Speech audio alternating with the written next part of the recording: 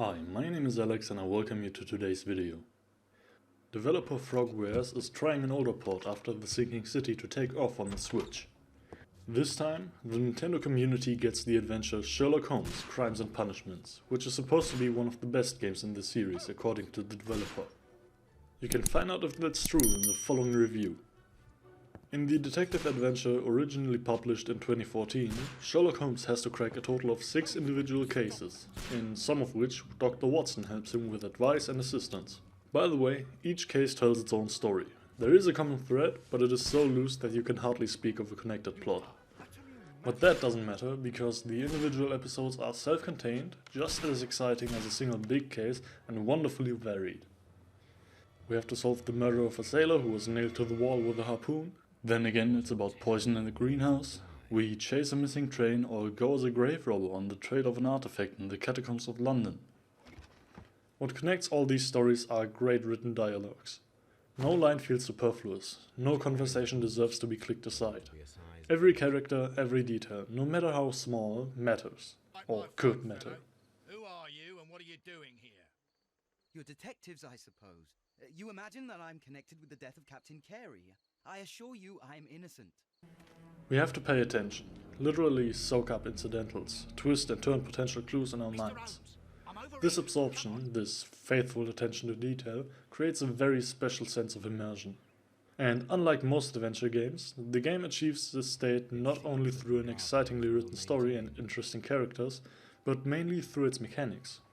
Because in order to convict the perpetrators, we don't just have to combine the right object at the right time or press some lever, but actually think like a detective. In a separate menu, we link our findings together and develop theories about who the culprit might be. The game doesn't take the investigation off our hands. Even if we've collected all the clues in a case, we can come to completely wrong conclusions, arrest the wrong culprit, and leave the world wondering whether all that cocaine went to the detective's head after all. Incidentally, each case leaves us with a choice at the end, whether to let the perpetrators go or bring them to the gallows. However, since they are mostly cold-blooded murderers, this doesn't really present us with a moral dilemma. Sure, in theory, Crimes and Punishments is a more or less linear adventure game. After all, there's only one perpetrator, one murder weapon, and one ideal path that leads to the goal. However, the game manages to conceal this linearity almost perfectly due to the freedom in the way the evidence is presented. Instead of feeling constrained, we feel free to plan our next steps, poring over our notebook and weighing possibilities. This active puzzling only evokes such a coherent game flow because the possible investigative steps almost always logically build on another. The Sinking City still had to struggle with some technical problems on the Switch. This is not the case with Crimes and Punishments, which of course also has to do with its age. I didn't notice any framerate problems, and everything seems to fit in terms of resolution as well, since blurry images only appear very rarely. Inside buildings, the game can even impress with its detailed environments. The age of the game and the weaker hardware of the Switch are noticeable in more extensive areas, but they aren't distracting. So let's come to a conclusion. Sherlock Holmes, Crimes and Punishments is one of the best adventure games on the Switch for me.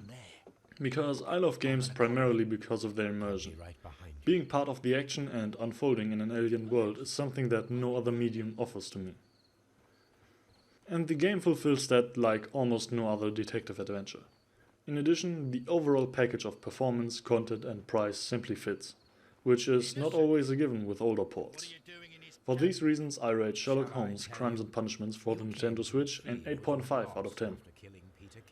Thanks for watching. If you have any comments or questions, feel free to leave them below. If you liked it, we would be very happy about a like and a subscription. Or if you're interested in getting early access to our future reviews, feel free to visit our Patreon page.